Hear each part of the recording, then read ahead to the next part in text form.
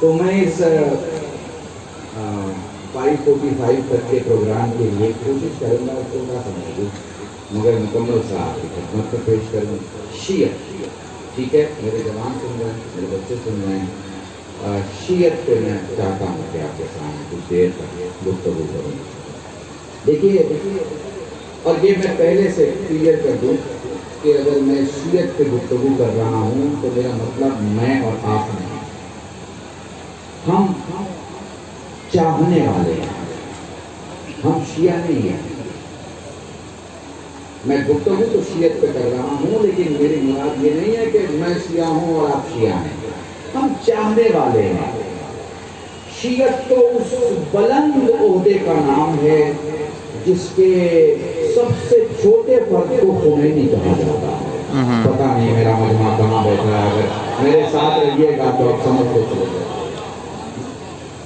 اس بلند منصب، اس بلند مقام، اس بلندی کا نام ہے جہاں کے سب سے آخری مسافر کو، جسے ابھی ابھی آپ کی نگاہوں نے دیکھا ہے، اسے خمینی کہا جاتا ہے.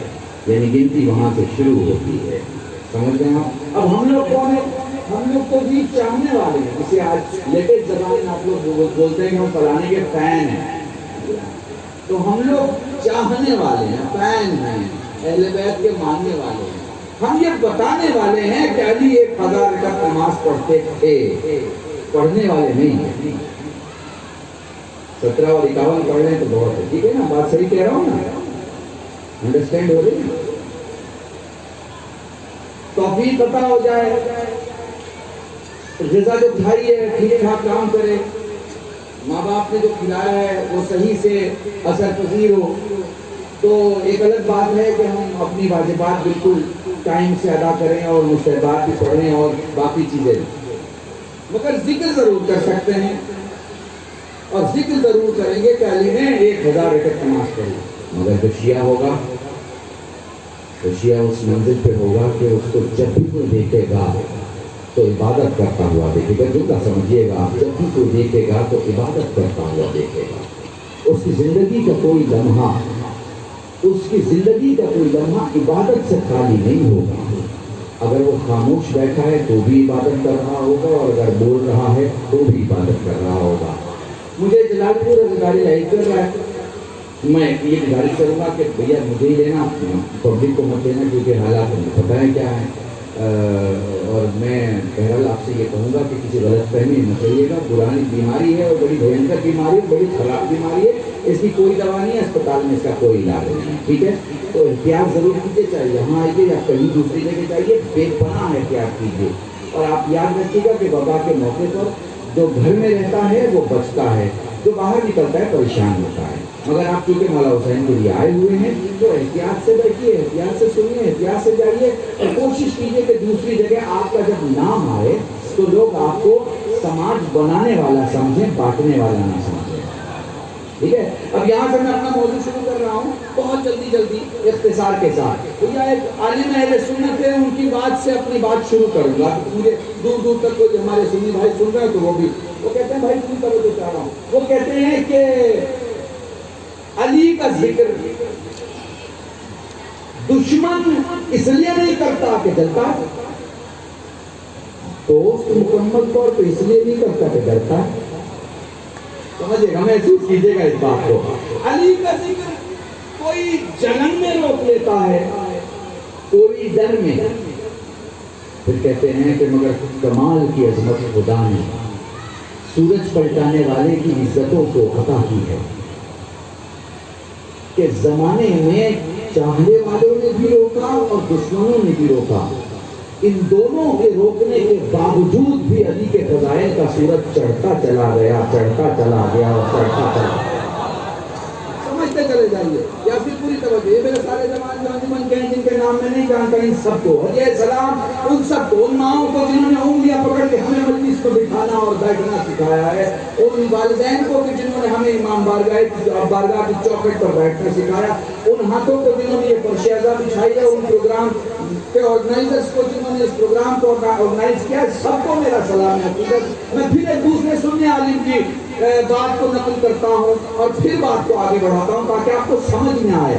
آپ کو شیعت کا مولا سمجھ میں آئے گا تو شیعت سمجھ میں آئے گی, شیعت سمجھ میں آئے گی تو شیعت کا مولا سمجھ میں آئے گا. دوسرے عالم سے ان کے کسی سنی شاگرد نے پوچھا آپ کا علی کے بارے میں کیا خیال ہے؟ بہت سادہ سا سوال, آپ کا علی کے بارے میں کیا خیال ہے؟ انہوں نے کہا میں جواب تو دوں گا مگر پہلے تم مجھے چند باتوں کے جواب دو. ان کا کون سا کیا سوال کیا جواب؟ ان کا یہ بتاؤ مہینوں میں سب سے اچھا مہینہ ان کا رمضان, راتوں میں سب سے اچھی رات انہوں نے کہا شب قدر, مقام میں سب سے اچھا مقام انہوں نے کہا مسجد, مسجد میں سب سے اچھی جگہ انہوں نے کہا محراب, عمل میں سب سے اچھا عمل انہوں نے کہا نماز, نماز میں سب سے اچھا مقام انہوں نے کہا سجدہ, سجدہ میں سب سے اہم چیز انہوں نے کہا پیشانی کا زمین پہ لگنا اور ذکر خدا کرنا. اس کے بعد پلٹ کے وہ سوال کرتا ہے کہ میں نے تو ایک سوال آپ سے کیا تھا کہ آپ یہ بتا دیجئے کہ آپ کا علی کے بارے میں کیا خیال ہے. آپ نے اتنے سارے سوالات مجھ سے کیوں کرنے کا بھی میرے سوال ختم نہیں ہوئے. بولا بتاؤ زندگی کی سب سے بہتر ابتدا کہاں سے؟ تو کہنے لگا کہ اللہ کے گھر سے. پھر زندگی کی سب سے آخری اور اچھی انتہا کہاں پہ؟ اس نے کہا شہادت پہ. کہتا اب تم سے میں پوچھنا چاہتا ہوں یہ سارے جواب تمہیں یاد ہیں؟ اس نے کہا ہاں مجھے یاد ہے. کہا تم مجھ سے اس علی کے بارے میں پوچھنا چاہتے ہو جسے خدا نے رمضان کے مہینے میں شب قدر کی رات میں عبادت کی حالت میں مسجد کی جگہ پر محراب کے مقام پر سجدے کی حالت میں, پوری توجہ چاہ رہا ہوں, سجدے کی حالت میں ولادت کعبے سے کر کے اور کوفہ کی اس مسجد میں شہادت تک پہنچا کے دنیا کو یہی تو بتا رہا ہے کہ میرے علی کے جب جانے کا یہ انتظام ہے تو آنے کا کیا انتظام ہے. سلامت رہیے.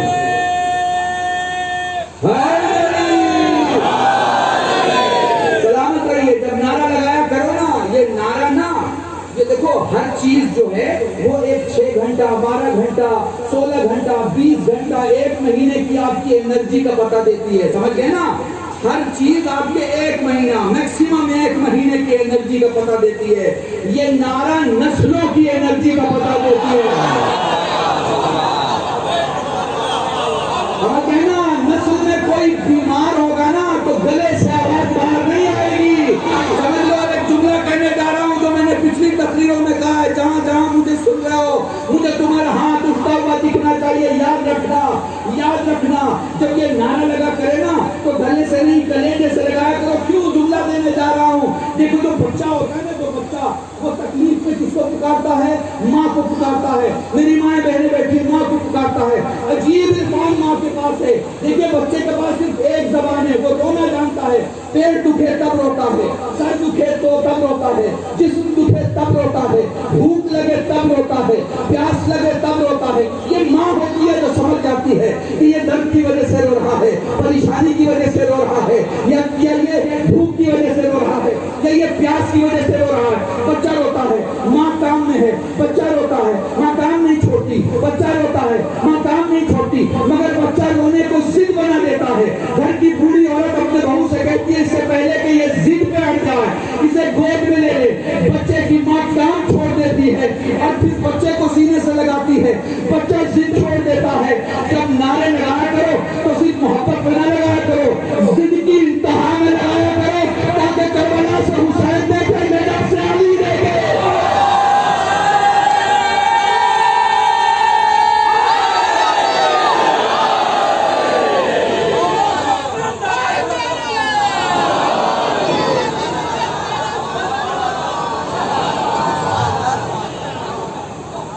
یقین جانیے یہ پورا جو علی کا گھرانہ ہے نا, یہ جو میرے رسول کا گھرانہ ہے, یہ جو میرے علی کا گھرانہ ہے, یہ جو میرے حسن کا گھرانہ ہے, یہ جو میرے حسین, یہ سارا کا سارا جو گھرانہ ہے نا یہ اتنا عظیم ہے. ان کی کسی بات کو لوگوں کے سامنے پیش کرو گے تو لوگ نعرہ لگائیں گے, لوگ خوش ہوں گے, لوگ داد دیں گے, لوگ عزت کریں گے.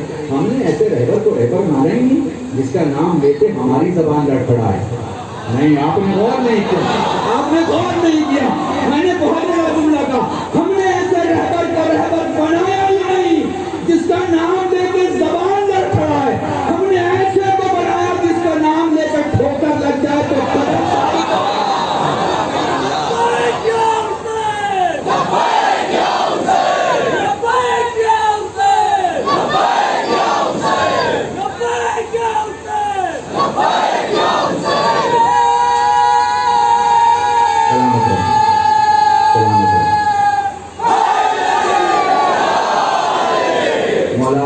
آپ کو. تو شیعت میرا عنوان ہے, آپ کو سمجھ میں آیا. میں نے 2 علماء اہل سنت کا ذکر کیا اور بتایا کہ وہ کس اینگل سے مولا کو دیکھتے ہیں. اب آگے چلتے ہیں.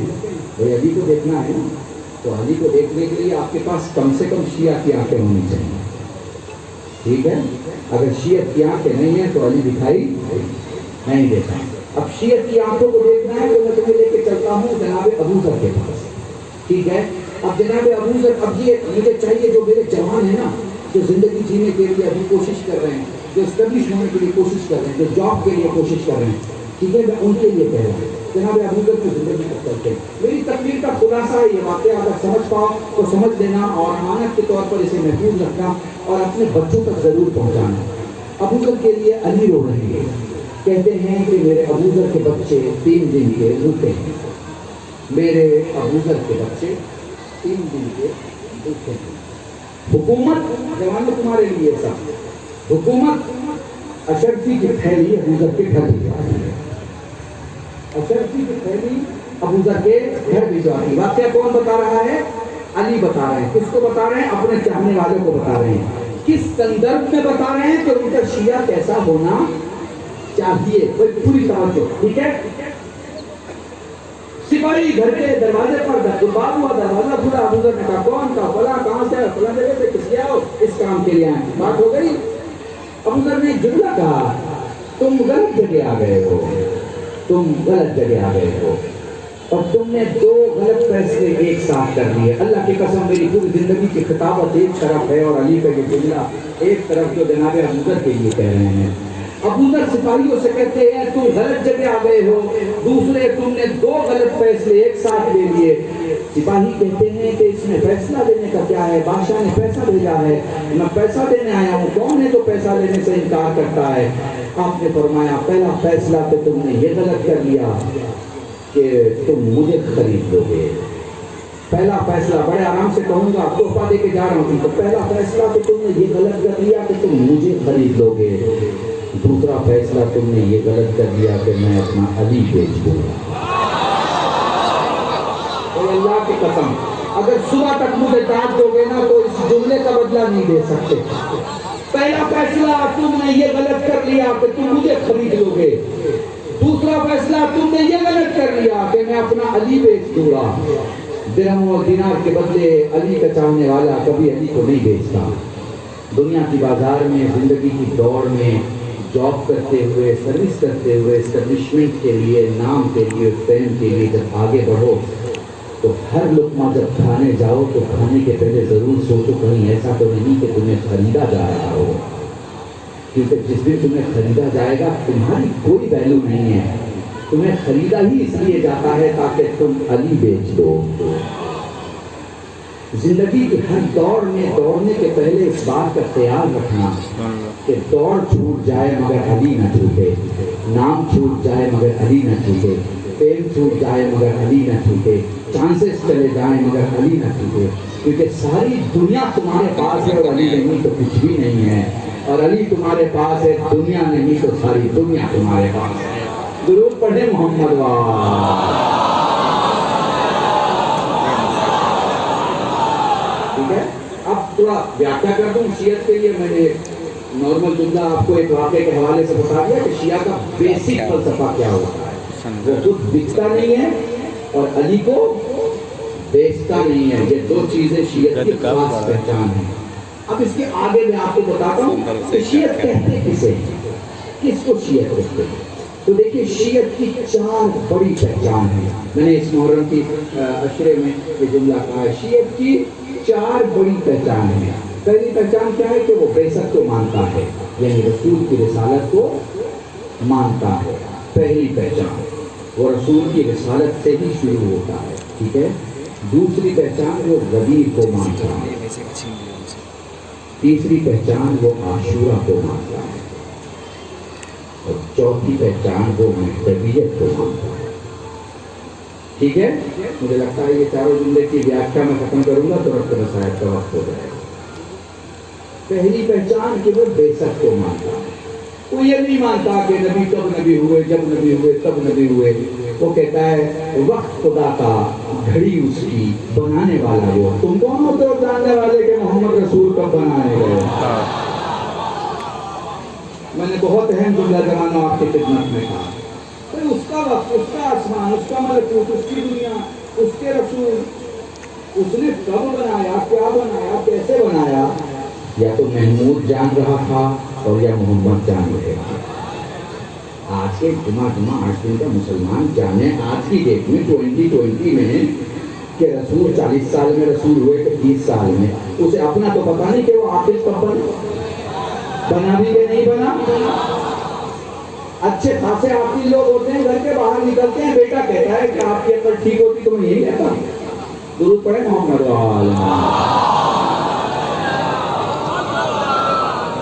باپ کی عقل کو بیٹا ہی نہیں مانتا. ٹھیک ہے، ایسے آخر کی بات میں نہیں کر رہا، تو ذہن میں رکھیے گا. ہمارے یہاں تشیع کبھی ڈیٹ فکس نہیں کرتی، وہ مانتی ہے کہ رسول رسول ہے جب سے رسول ہے، وہ جب سے ہے تب سے رسول. میں نے یہ جملہ کئی جگہ پڑھا ہے اور یہ جملہ پھر دوہرا رہا ہوں، اگر آپ کے ذہنوں میں ہے تو اسے واپس ذہن میں لائیے گا. اگر آپ سے کوئی پوچھے کہ دلیل دو کہ رسول جب سے ہے تب سے رسول ہے، تو اس سے پوچھو بھائی دودھ کب سے سکھ رہے تھے؟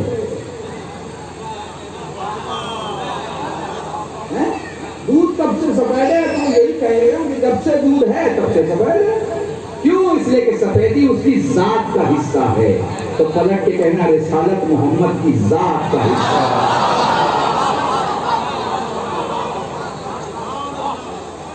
ذات کا حصہ ہے.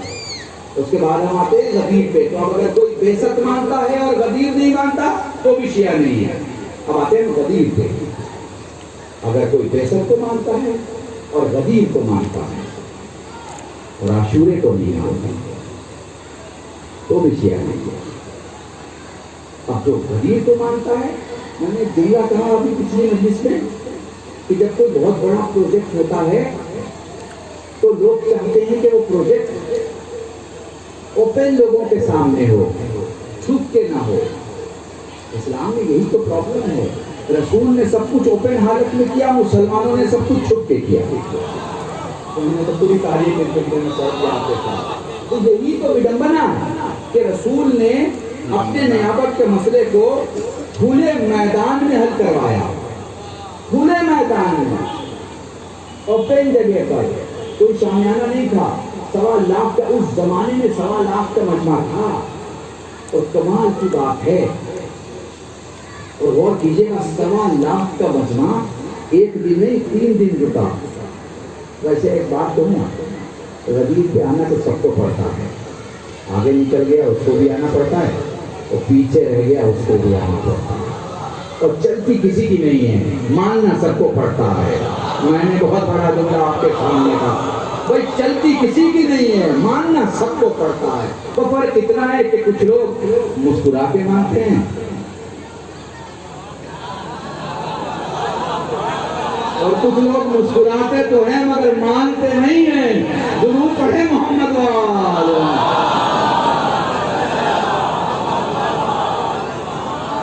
تو ذہن میں آپ کے بات ہے، بیست کس کا عقیدہ ہے؟ علی کا عقیدہ. غدیر کس کا عقیدہ ہے؟ خدا کا عقیدہ ہے، مصطفیٰ کا عقیدہ ہے. اب آتے ہیں عاشور. کس کا عقیدہ ہے؟ خدا کا عقیدہ ہے، مصطفیٰ کا عقیدہ ہے، مرتضیٰ کا عقیدہ ہے. آ رہی ہے بات سمجھتے ہیں؟ اب عاشور کو سمجھنا ہے کیونکہ یہیں سے میں ربط مسائل پہ بھی آ جاؤں. اب عاشور کو سمجھنا ہے تو اسے آپ ایسے سمجھیے. مناجات جناب موسیٰ اگر آپ کے ذہن میں ہو تو 10 بڑی چیزیں خدا نے موسیٰ سے کہی. جب موسیٰ نے سوال کیا پروردگار آخر وہ آخری امت کی جو اتنی خصوصیات ہیں کس وجہ سے، خدا نے کہا کہ ان کے یہاں یہ ہوگا، یہ ہوگا، یہ ہوگا، یہ ہوگا، یہ وجوہات ہو. اس کے بعد خدا نے کہا ان کے یہاں عاشورہ ہوگا. تو جناب موسیٰ سوال کرتے کہ عاشورہ مطلب کیا؟ پھر خدا کہتا ہے کہ عاشورہ وہ دن جس دن میرے رسول کا نواسہ شہید کیا جائے گا. اور میں خدا موسیٰ وعدہ کرتا ہوں کہ اگر کسی نے میرے حسین پر تھوڑا سا بھی گریہ کیا ہے تو میں اس کے آنسوؤں کے بدلے میں زمین پر بھی اس کے سکون اور آخرت میں بھی اس کے سکون کا خود خدا ضامن ہے. خود خدا ضامن ہے. دیکھیے میں نے 1.5 گھنٹے کی تقریر کو کوشش کی ہے کہ 35-40 منٹ میں سمیٹ کے آپ کے سامنے پیش کرا. میں خود خدا ضامن ہوں اس کے دنیا میں امن ہونے کا اور آخرت میں اس کی زندگی میں امن رہے کا. کون کو حسین کا ہوتا ہے؟ حسین پر کون روتا ہے؟ حسین پر وہ لوگ روتے ہیں جو زہرا کی دعا ہے. حسین پر وہ لوگ روتے ہیں جن کے سینوں میں دل ہے. حسین پر وہ لوگ روتے ہیں جو اولادوں کو پالتے ہیں. حسین پر وہ لوگ روتے ہیں جو رشتوں کو جیتے ہیں. حسین پر وہ لوگ روتے ہیں جو اصل میں امین ہیں اور وفادار ہیں. حسین پر وہ لوگ روتے ہیں جو حسینی ہیں. حسین پر وہ لوگ روتے ہیں انسان کو بیدار تو ہو گئے. ہر قوم پکارے ہمارے حسین. یہ ساری قوم حسین پر کیوں روتی ہے؟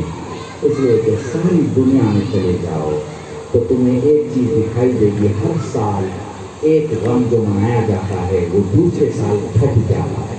مگر امریکہ کے اوہایو یونیورسٹی میں ایک ریسرچ چل رہی تھی کہ کون سا دنیا میں غم ہے کہ جو ہر سال بڑھتا چلا جاتا ہے, گھٹتا نہیں. تو اس کے ریسرچرس نے, اس کے ڈاکٹرس نے کہا وہ صرف غم سید الشہداء امام حسین کہ ہر سال بڑھتا چلا جاتا ہے. آپ جب علی اکبر کے مصائب سنتے ہیں تو آپ کو کبھی یہ یاد نہیں رہتا کہ پچھلے سال آپ کتنا روئے.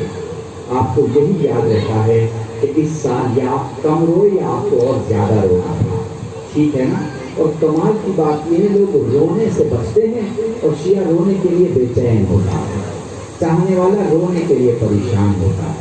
چاہنے والا رونے کے لیے بے چین اور بےتاب ہوتا ہے. دیکھیے یہ قہر, یہ وبا, یہ کورونا چاروں طرف پھیلی ہوئی ہے نا.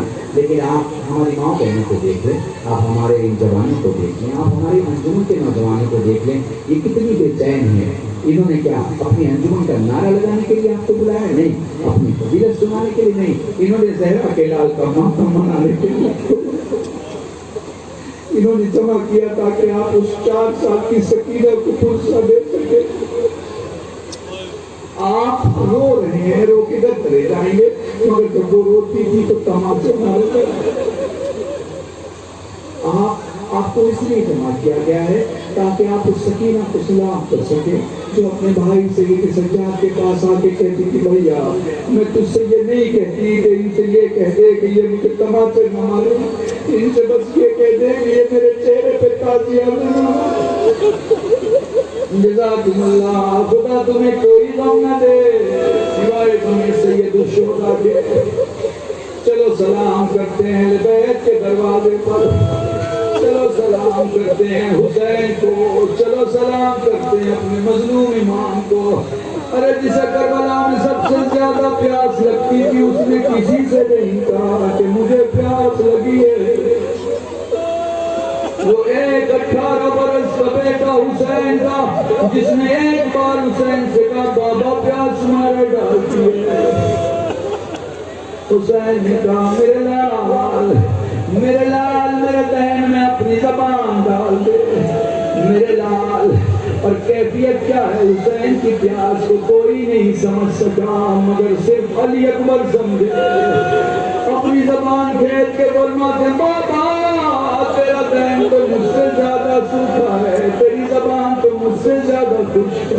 جزاکم اللہ.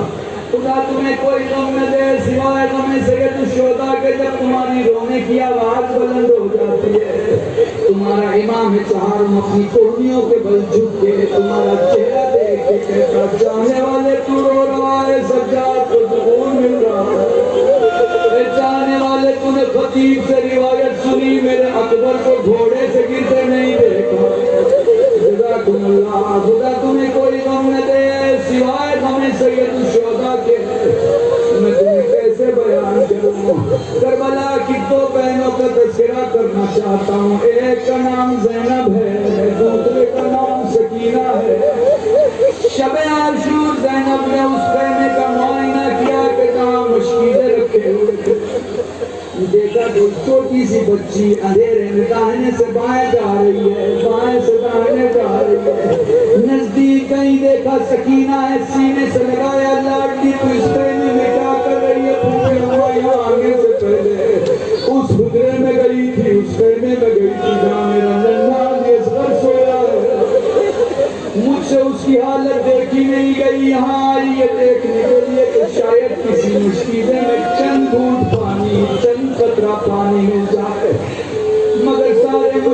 सूखे। जनाब ज़ैनब ने जनाब सकीना को सीने से लगाया। सकीना रो के फरमाती, इस करबल की जमीन पर दो भाई बड़े प्यासे हैं। फूफी तेरा भाई प्यासा है तो मेरा भाई प्यासा है। जज़ाकुमुल्लाह, खुदा तुम्हें कोई गम न दे सिवाय तुम्हें सैयदुल शुहदा के। बोलो हुसैन ने सलाम किया, बोलो हुसैन घोड़े पे सवार हुए, बोलो हुसैन मैदान में आए, बोलो चारों तरफ से तीरों तबर की बारिश हुई। मेरा मजलूम इमाम घोड़े पे संभल न सका। बच्चन जुमले मुझसे मुसाहिब के सुन लो और मजलिस तमाम है। तारीफ कहती है 82 बार हुसैन ने उठने की कोशिश की। 82 बार हुसैन ने उठने की कोशिश की मगर मेरा मजलूम इमाम उठ न सका। उधर ज़ैनब चिल्ले ज़ैनबिया की, मेरी बहनों को ये जुमला हदिया कर रहा हूँ, चिल्ले ज़ैनबिया की बुलंदी बिठा के ज़ैनब फरमाती हैं, आसमान मुझे मेरा हुसैन दिखाई नहीं देता, जमीन मुझे मेरा हुसैन दिखाई नहीं देता, सुल्ताना मुझे मेरा हुसैन दिखाई नहीं देता। जज़ाकुमुल्लाह, जज़ाकुमुल्लाह। हुसैन ने अपनी कोहनियों की ताकत से अपनी गर्दन को उठाया, ज़मीन करबला को बुलंद होता हुआ देखा। सवाल किया, ज़मीन करबला तू क्यों बुलंद हो रही है? मौला ज़ैनब पुकार रही है। फरमाने लगे वापस पलट ज़ैनब, मेरे जख्मों को नहीं देख सकती। हाँ लो, करबला में वो वक्त आया जब सुल्ताना ने हुसैन का तवाफ करके कहा, मौला बस एक काम कर, खुद को मेरी पीठ पे डाल दे। फरमाने लगे क्या करेगा? तेरे नाना के रोजे पे ले जाऊंगा, तेरे माँ की मरकत पे ले जाऊंगा, तेरे बाबा की कब्र पे ले जाऊंगा। जज़ाकुमुल्लाह, जज़ाकुमुल्लाह। आपकी सदाए गिरिया बुलंद हो गई। मजलिस में मसायब का आखिरी जुमला और मजलिस तमाम। हुसैन ने अपने हाथों को उठाया, फरमाने लगे अगर तू कुछ चाहता है तो यूं कर कि मेरे हाथों के दरमियान अपनी गर्दन डाल दे। उसने गर्दन डाली, उठाना शुरू किया, जरा और उठा, जरा और उठा, जरा और उठा। वो कहता मौला क्या देखना चाहता है? सुल्ताना देखूं तो घड़ी में डाली अकबर कहाँ से हो रहा है? ए सुल्ताना देखूं मेरा अब्बास कहाँ है? ए सुल्ताना मेरे बच्चे कहाँ हैं? हाय करबला, हाय आशूरा, हाय शाम।